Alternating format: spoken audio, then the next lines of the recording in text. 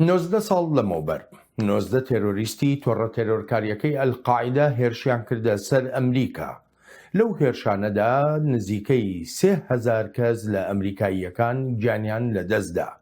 بەڵام هێرشەکان گوڕ و تاو و تینێکی تریدا بە ئەمریکا بۆ پاراستن و داکۆچیکردن لە بەهاکانی ئەمریکا. لێرەدا لە بەشی ڕۆژاوای پەنتاگۆندا تەرۆریستان ویستیان سووربوونمان بشکێنن، هەرگیز شتی وەها ڕوونادات. لەو شوێنەدا کە نیشانەی ئاگر و دار و پەردۆیان جێهێشتووە، ئەمریکایەکان ئاڵای وڵاتەکەمانیان بەرز ڕاگرت. ئەمریکا هەرگیز ناچەمێتەوە، هەرگیز دوودڵ نابێت و هەرگیزیش نانەوێت. جا لەم ساڵیادەدا بە دڵێکی خەمبار و پڕ لە سووربوونەوە هەوڵەکانی هەموو قارەمانان بەرز ڕادەگرین کە ئازادی و پارێزراوی ئێمەیان پاراستووە. پەیمان دەدەین پێکەوە شەڕی قورستر بکەین و پێکەوە سەر بکەوین بەسەر هەموو دژمنان و ئەو تەگەرانەی لە پێشماندان. بەهاکانمان بەردەوام دەبن، گەلی ئێمە زیاتر دەگەشێتەوە، وڵاتەکەشمان هەرگیز یادەوەری خۆشەویستانمان لە یاد ناکات. سەرۆکی ئەمریکا ئاگاهی دەدا بە تێرۆریستان و دەڵێ هەموو هێزێک بەکاردەهێنرێ بۆ لەناوبردن و بەرەنگاربوونەوەی دیاردەی تێرۆریزم لە جیهاندا. جا بە هەر هۆکارێک بێت و ئەوانە بگەڕێنەوە بۆ وڵاتەکەمان، ئەوە ئێمە دەچینە سەریان لە هەر شوێنێکدا بن. ئەو جۆرە هێزیان لەگەڵدا بەکاردێنین کە هەرگیز ئەمریکا بەکاری نەهێناوە. مەبەستم لە هێزی ناوەکی نییە، مەبەستم لە هێزێکە کە تا ئێستا هەرگیز نەیان بینیوە چیان بەسەردا دێنێت. هیچ دوژمنێک لەسەر ئەم زەویە ناتوانێت خۆی بەراورد بکات بە هێز و توانایی و ئازایەتی هێزە لەشکریەکانی ئەمریکاوە. ئەمریکا کاریش لەسەر ئەوە دەکات تانەوەی دووەمی تێرۆریستان دروست نەبنەوە لە جیهانداوە. بۆ ئەو مەبەستەش کۆمەڵە بەرنامەی تایبەت بە خۆی هەیە بۆ ڕێگەگرتن لەوەی نەوەی دووهەمی ئەلقاعیدە، داعش، بۆکۆ حەرام، جەماعە ئیسلامی و ڕێکخراوە تێرۆریستیەکانی تریش دروست بن. هەرچەندە دەوڵەتی ئیسلامی ئەوی پێدەگوترێت دەوڵەتی خلافەت شکستیان هێنا، بەڵام دەبێت پێکەوە کار لەسەر ئەوە بکەین تا دڵنیابین لەوەی کە سوکاری چەکدارە تیرۆریستە بیانیەکان و منداڵەکانیان کە لە سووریا و عێراقدان نەبنەوەی دووهەمی داعش. ئێمە هاوڕاین لەگەڵ نیگەرانیەکانی سکرتێری گشتی UN-دا سەبارەت بەو هەزاران چەکدارە تیرۆریستە بیانیانە و خێزانەکان و مناڵەکانیشیان کە زۆربەیان لە تەمەنی نەوجەوانیدان و هێشتا لە ئۆردوگاکان و گرتوخانەکاندان. چەکدارە بیانیەکانی تیرۆریستان دەبێت دادگای بکرێن و بەرپرسیار بکرێن لەسەر تاوانەکانیان. سەبارەت بە خێزانەکانیان پێویستە ئامادەیان بکەینەوە بۆ تێکەڵاوکردنەوەیان لەگەڵ کۆمەڵگەدا تانەوەی دووهەمی داعش سەرهەڵمەدات. خۆشهاتنەوە بۆ چاوی واشنگتن. بەرنامەی ئەم هەفتەیە چاوی واشنگتن تەرخان دەکەین بۆ دۆسەی تێرۆریزم لە پاش 19 ساڵ لە هێرشە تێرۆرکاریەکانی 11 سەپتەمبەر کە کرانە سەر ئەمریکا. بۆ ئەو مەبەستەش میوانداری نووسەر و لێکۆڵەر ئەحمەد ئەسکەندەری دەکەین لە وڵاتی سویدەوە. کاک ئەحمەد، سەرەتا زۆر سپاس دەکەم بۆ ئامادەبوونت. یەکەم پرسیاریشم ئەوەیە، ئەگەر ئێمە کۆمەڵە پێوانە دابنین بۆ تێرۆریزم، پێت وایە تێرۆریزم لە ساڵی 2001دا لەو ئاستە و لەو پێوانانەی کە بۆی دانرابوون لە ئێستادا کە ساڵی 2019 ساڵ بەسەر هێرشە تێرۆرکاریەکانی 11 سەپتەمبەردا تێپەڕ دەبێ، تێرۆریزم لە هەمان ئەو ئاستی پێوانەیەدا بێ کە هەی بووە؟ وێڕای سڵاو بۆ ئێوە کاک بەڵێن و بینەرانی بەڕێز و سپاس بۆم دەرفەتە. سپاس دەکەم. دەزانی مشکلەکەی ئێمە ئەوەیە کە دەبێت لەسەر چەمکی تەرۆریزم بدوێین کە بزانین مەبەست لە تەرۆریزم چییە و مەبەست لە تێرۆریست کێیە. ئەگەر ئەوە ڕوون نەکەینەوە و هەر بەو پێوانانە بڕۆین کە لە میدیای جیهانیدا و لە سەردەمە جۆرا و جۆرەکان وتراوە، باوەڕ ناکەم بە ئەنجامێکی وەها بگەین. هەر نمونەیەکی زۆر زۆر ساکار ئەگەر بێنمەوە، ئێستا عێراق 3 سەرۆک کۆماری بووە لە دوای ڕوخانی سەدام حوسێنەوە کە لەلایەن کوردەوە مام جەلال و دکتۆر فواد معسووم و دکتۆر بەرهەم ساڵح. ئەم سیانە هەرسێکیان لەلایەن حکوومەتی بەعسی عێراقەوە وەکو مخەڕیب و تێرۆریست ناسرا بوون. بۆیە ئێمەی کورد بە تایبەتی بەرامبەر بە حکوومەتە داگیرکەرەکانی کوردستان لە ئێران، لە تورکیا، لە عێراقی سەدام حوسێن و لە سووریای حافز ئەسەدیش و بەشار ئەسەدیش لەژێر ئەوەدا بووین. ئەگەر چینە سەر ئەو شێوە دوانەکە تێرۆریست و تێرۆریزم چییە، بەوە دەگەین کە ئەم چەمکە لەوێەوە هاتووە یا لەوێ دانراکە دەسەڵاتێکی سیاسی جا لە ئاستی دنیادا تەبعەن دەسەڵاتی ئەمریکا و لە ئاستی ناوچەیدا وڵاتانی تر ئەو هێزانە کە بە نەیاری خۆیان نەزانن و دژ بە بەرژەوەندی خۆیان نەزانن وەزانن گوێڕایەڵیان نین لەژێر دەسەڵاتیانان نین ئەوانە بە تەروریست دەزانن جا ئەمە دەتوانێت ڕێکخراوێک بێت یا جاری واشەیە دەتوانێت حکوومەتێک بێت پێچەوانەکەشی بەداخەوە هەیە ئەویژەوەیە حکوومەتێکەیە کاری تەروریستی دەکا بەڵام چونکو دۆستی ئێمەیە لەگەڵ بەرژەوەندیەکانی ئێمە دێتەوە یا لە خوڵایی استراتێژیکی ئێمەدایە بۆیە ئەوە بە تەروریستی دانانین ئەگەر لەو ڕوانگەوە چاوی لێ بکەین جیاوازە لەوەی کە هەر لە خوێندنی ڕۆژنامەکانی ساڵی 2001 و دوایەوە 2020ەوە سیر بکەین.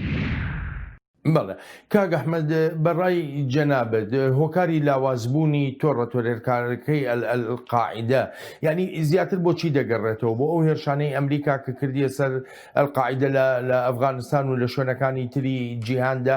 یاخود فاکتەری تریش هەبوون وای لە ئەلقاعیدە کرد کە زیاتر و زیاتر لاواز بێ لە ماوەی ئەم 19 ساڵەی ڕابردوودا کامیانە بەڕای تۆ؟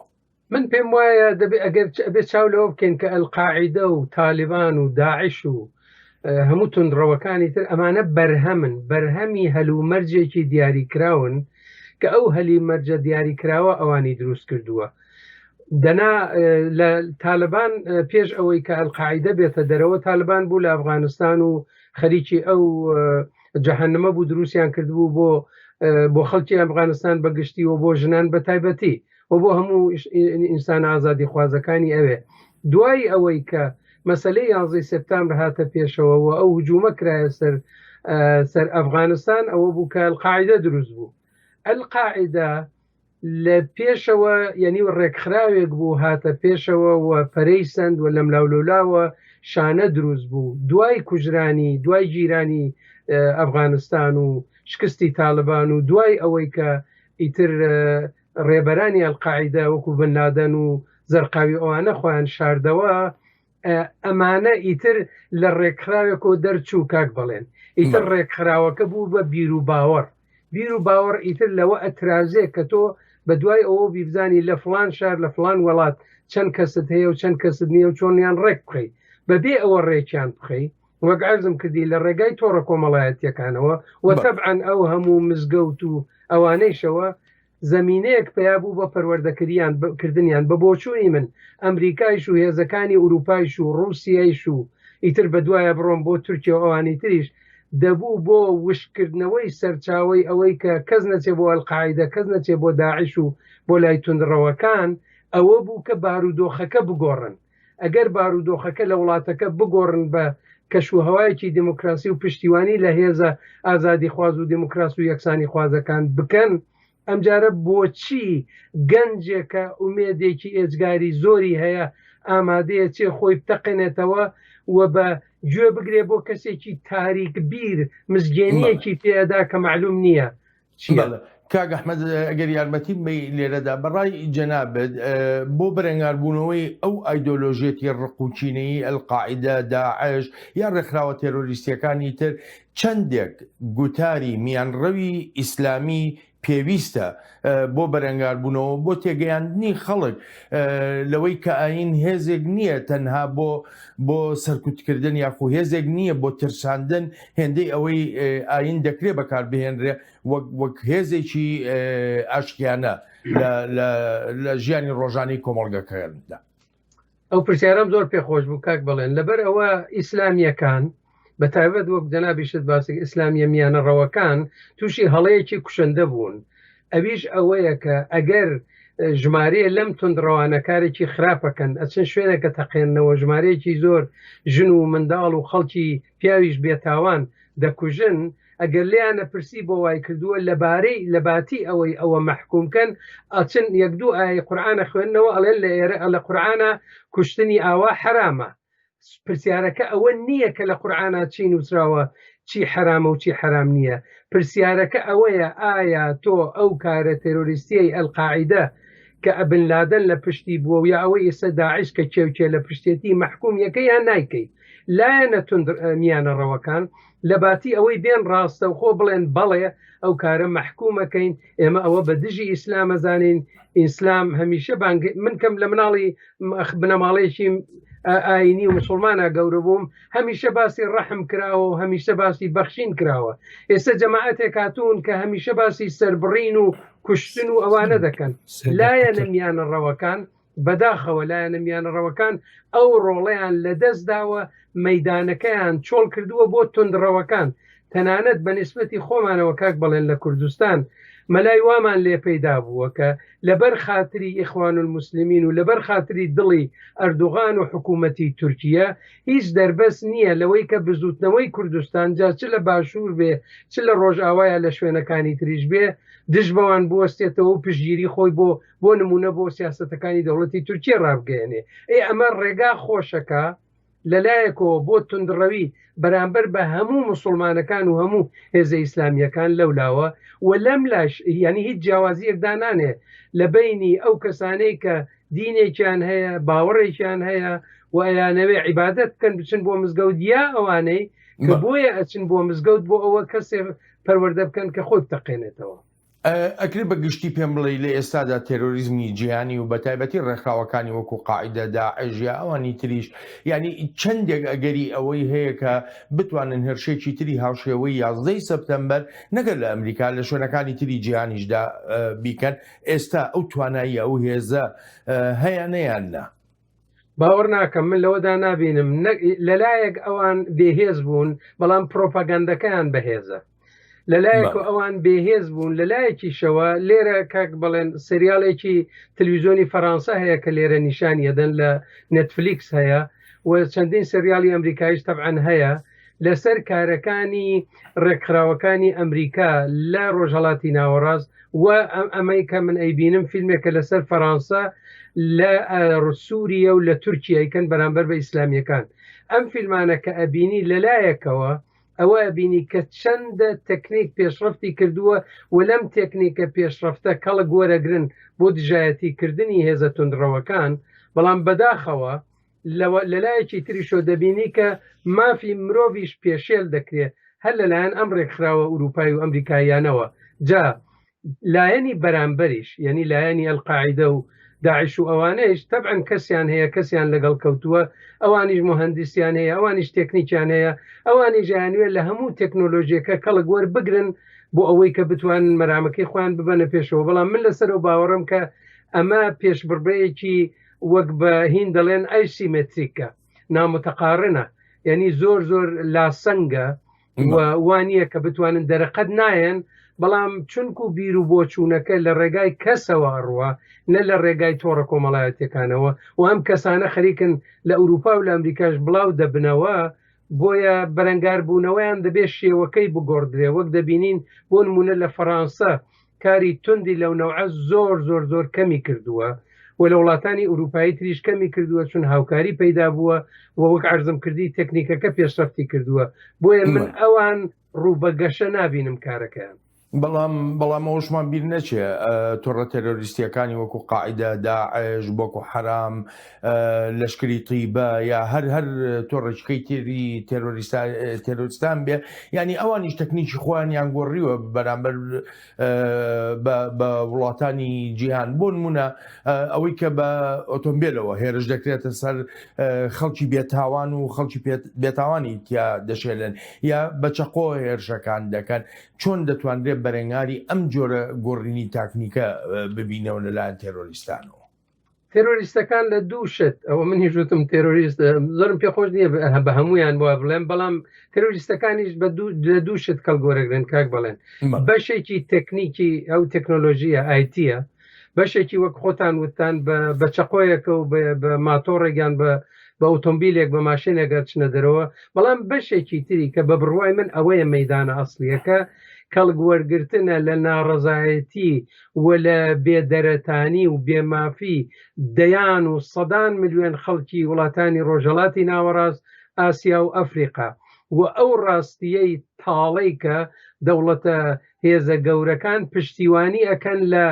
لە دیکتاتۆرەکان ئەگەر هەر نمونەیەکی زۆر خێرا بێنمەوە لە میسر ڕاستە ئیخوان و مسلمین کە هاتن هیچ گوڵێکیان نەدا لەسەری خەڵکەکە و ڕوتی میسریانە بر بۆ جێگایەکی تر بەڵام ئەوەی کە ئێستا لە سەرکاکە کارە کابراایکی دیکتاتۆرە هەر لە نەوعی حوسنی مبارەکەکەی جاران و شای ئێران و هیچ جاران بۆیە ڕێگا چارە ئەوەیە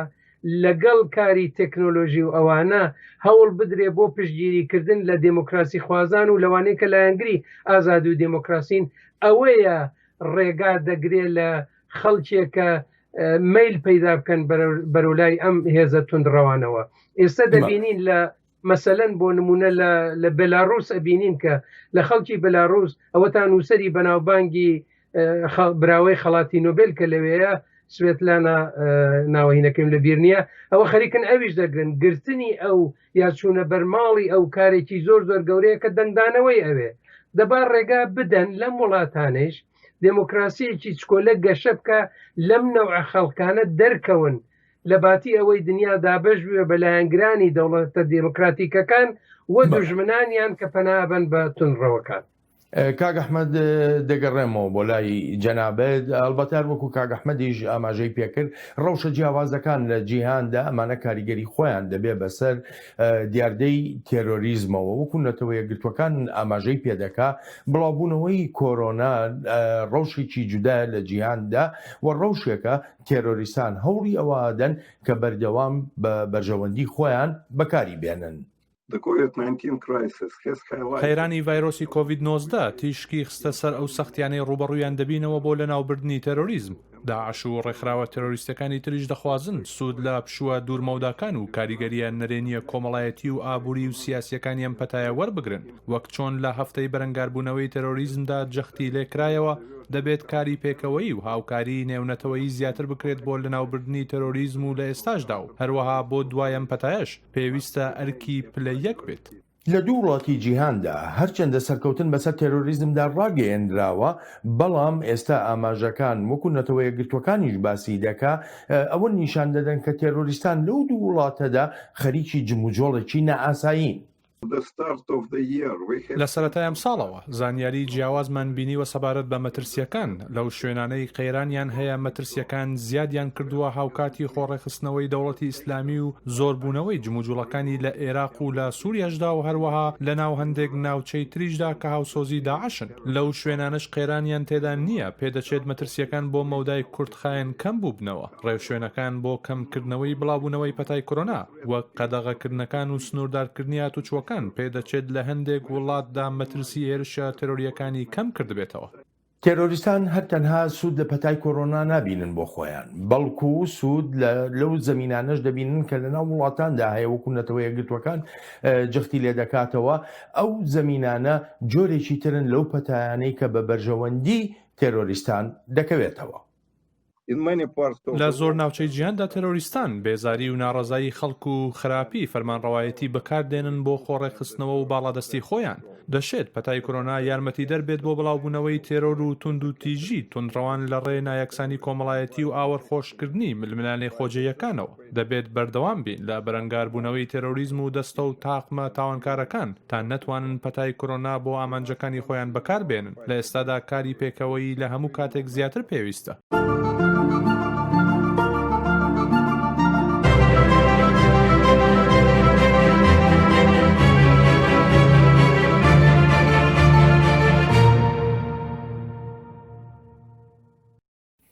کاک ئەحمەد دەگەڕێمەوە بۆ لای جەنابەت بەڕای تۆ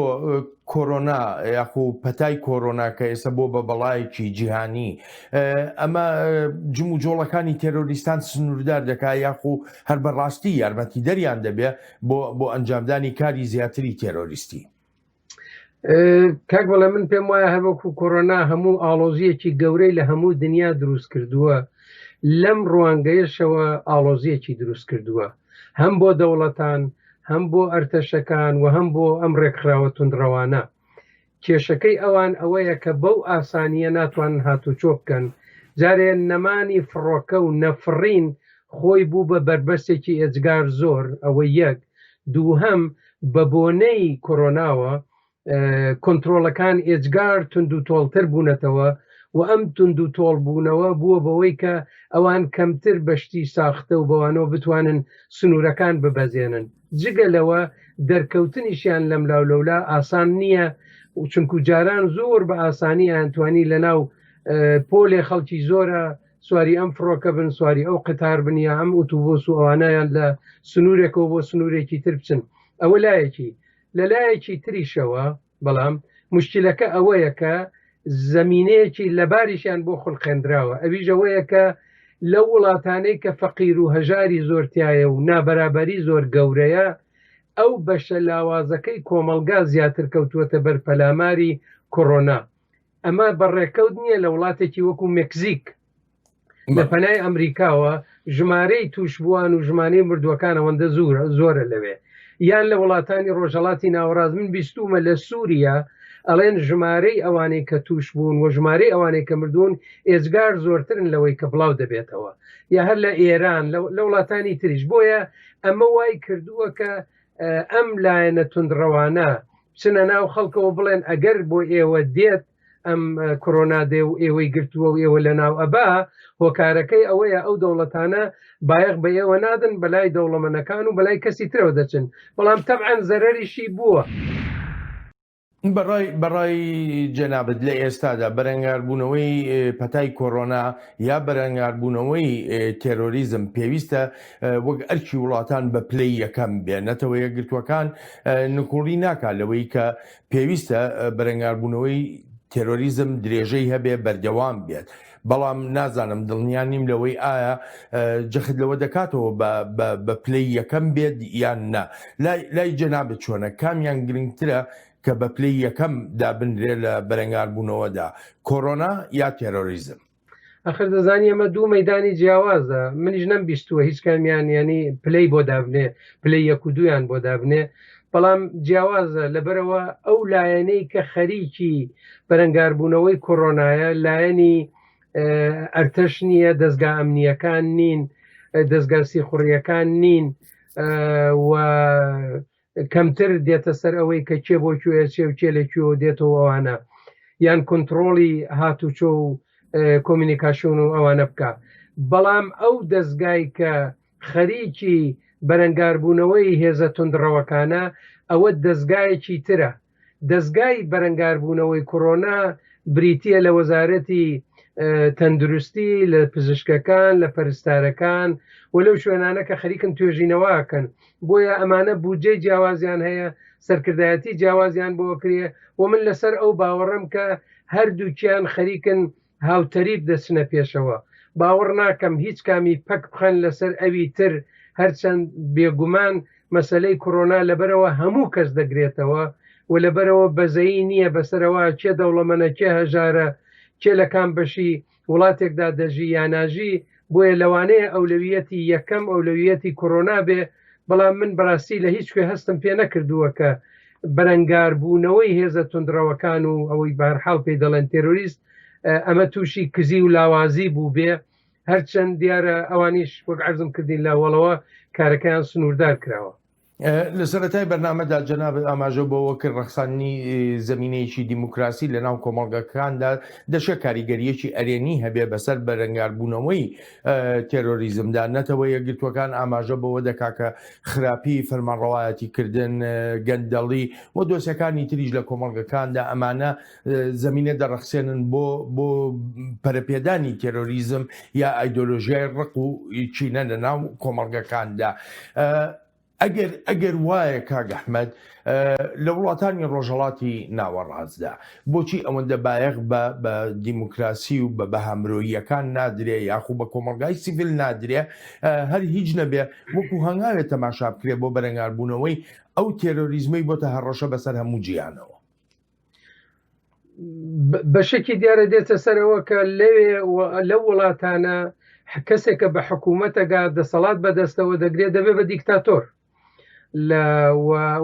سەرڕۆیی یەکەکە لە بیری دەچێتەوە کە لەو ڕۆژانەدا کە حکوومەتێکی تر لەسەر کار بووە ئەو هەڵوێستی چییە؟ ئەگەر نمونەی ئێران بێرینەوە ئایەتوڵا خامنەیی لەگەڵ هێندێک لە نووسەرانی ئێرانی لە زیندانی شادا بووە کە ئێستا ئەو نووسەرانە کە هاوزیندانی خۆی بوون لە ترسی حکوومەتەکەی ئەو ڕایان کردووە و لە ئەوروپان و هێندێکیشیان گیانی خۆیانیان لەدەستدا بەشێکی دەگەڕێتەوە سەر ئەوە کە بەداخەوە نەبوونی ئەزمموی دموکراسی لە وڵاتانە وای کردووە کە هێزێک کە دێ بە دەسەڵات بگات پەلەیەتی لەبەرەوە جێپێکەی قایم بکە و هەموو چەمکەکانی دەسەڵات بگرێتە دەست هەموو جەمسەرەکانی دەسەڵات بگرێتە دەست خۆی و کە گرتیشێ دەستی خۆی ئەمجارە ئامادە نیە دەستی لێ هەڵبگرێت لایەکی ئەوەیە لایەکی تری کەشوهەوایەکی ناوچەیی و نێودەوڵەتیە کە بۆی دروست دەبێت ئێستا دیسان ئەگەر هەر نمونەی بێلاڕوس بێنمەوە بێلاڕوس خەڵک بە تەواوی ئامادەی ئەوەیان هەیە کەم حکوومەتی دەسەڵاتە سەرڕۆیە لابن بەڵام رووسیا نیگەرانی دووشتە یەک ئەوەی کە دەترسێ ئەگەر ئەوان بە خۆپیشاندان لا بچن ساڵی 2 ساڵی تر خەڵکی رووسیەش بە لە خۆپیشاندان لەوانەیە پوتین لا ببن و ئەمەی پێخۆش نییە لە حکوومەتەکانی ڕۆژهەڵاتی ناوەڕاستیش ئەم حکوومەتانە لەبەرەوە هێندێ لە بەرژەوەندیەکانی ئەمریکا و وڵاتانی ئوروپا و رووسیا و چین و ئەوانە ئەپارێزن بۆیە دەربەز نین نمونەیەکی بۆ زۆر بەرجەستەی هەر ئێران و چین ئێران لە هەرکوێ مسلمانێ فشارێکی بۆ بێیان بکرێتە زیندانیاشتێ ئێران خێرا دێ بەیان دەرەکا و باسیەکەن چەندین میلیۆن ئوگوری مسلمانی چینی زیندان کراون لە بارودۆخێکی زۆر خراپدان ئێران هەروەکو هیچیش نەقەوماوێ نەک باسی ناکە بەڵکو تا ئێستا چەند بەرپرسێک کە ویستویانە شتێ بڵێن ناچاریان کردوون کە قسەکەی خۆیان وەربگرنەوە بۆیە هێزە ناودەوڵەتەکانیش لەبەر بەرژەوەندی خۆیان لەبەر بەرژەوەندی ئابووری و ناوچەی و استراتێژیکی خۆیان واز لەوە دێنن کە پشتیوانی بکەن لە هێزە دموکرات و ئازادی خوازەکان بەڵکو زۆرتر چاوەڕوانی ئەوەن کە هێزەکانی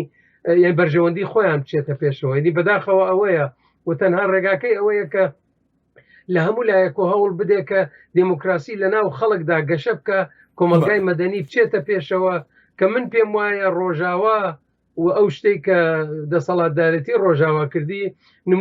نمونەیەکی بچووکە کە ئەتوانێت بێ بە مۆدلێکی سەرکەوتوو لە منتەقەکەدا کەواتە جنابەت لەگەڵەوە دایکە پێویستە سیستمی سیاسی و فەرمانڕەوایەتی لە وڵاتانی جیهاندا گۆڕانی بەسەردا بێت لە ڕێی هەڵبژاردنەوە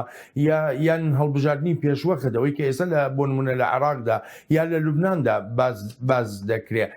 پێت وایە ئەو جۆرە هەڵبژاردنانە لە ژینگەیەکی ئاوەهادا بتوانێت ئەو سیستمە بگۆڕێت زمینی دیموکراسی زیاتر بڕەخسێنەیە یا تۆکمەی بکە؟ هەڵبژاردن لە وڵاتانی لەمەرخۆمان لەم وڵاتانە بوو بە مشکلەیەک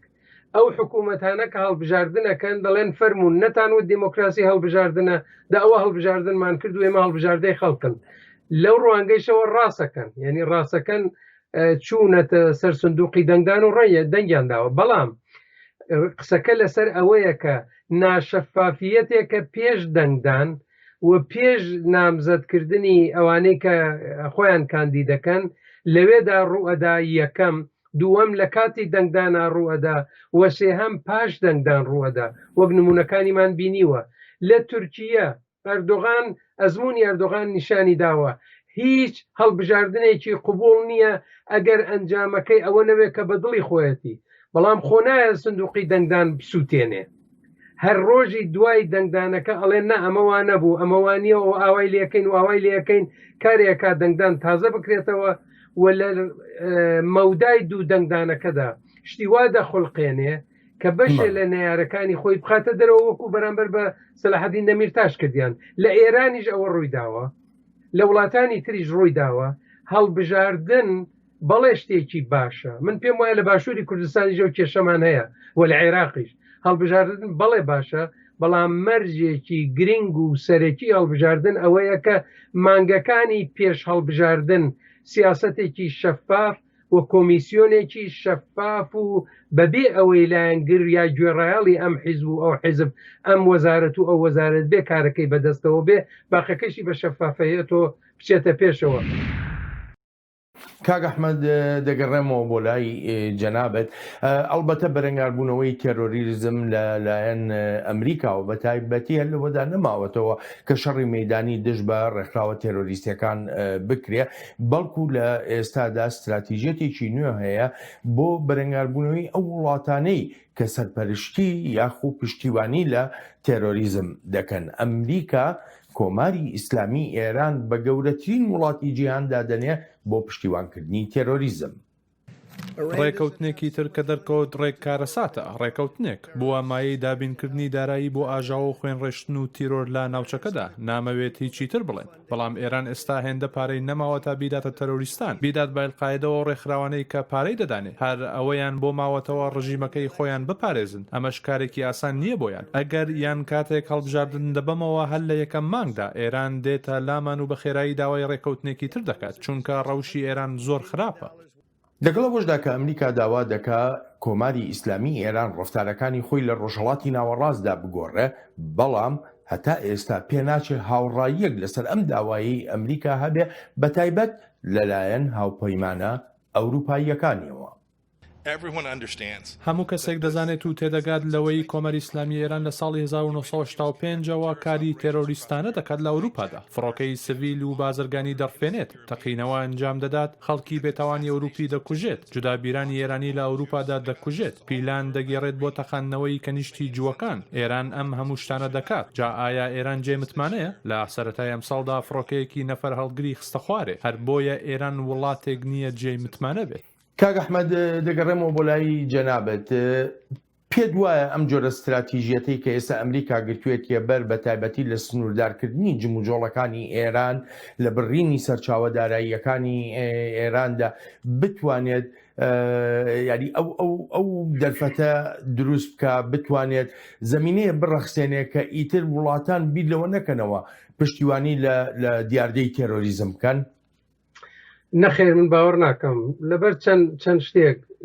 یەکەم ئەوەیە کە ئێستا ئەزمموی تاالبانمان لە بەرچاوە ئەوەی کە 11 سپتامبری خۆڵقاند و بوو بەهۆی ئەوە کە ئەمریکا هێرشی کردە سەر ئەفغانستان و تاالبانی لەسەر حکوم لابرد ئێستا هەمان ئەمریکا فشاری هێناوە بۆ دەوڵەتی ئەفغانستان کە لەگەڵ تاالبان دابنیشن و ئاشت بربنەوە لەگەڵ یانە کە خۆتان نەزانن ڕەنگە بینەرانی ژوردەکاریەکانی بزانن بۆ ئێرانیش ئێران ئەو نیگەرانیە هەیە کە لەگەڵ ئێرانی شتێکی وا بکەن ئەوە ئاشکرایە کە دەوڵەتی ترامپ ئەوێ هەتا پێش 3 نۆڤامبر بەڵکو بە شێوەیەک سەرکەوتنێک بەدەست بێنێ و ئێران ناچارکە بە گفتوگۆ و دانیشتنێک ئەو جۆرێکە مەسەرەن لەگەڵ هین کردی لەگەڵ کوڕی باکوور کردی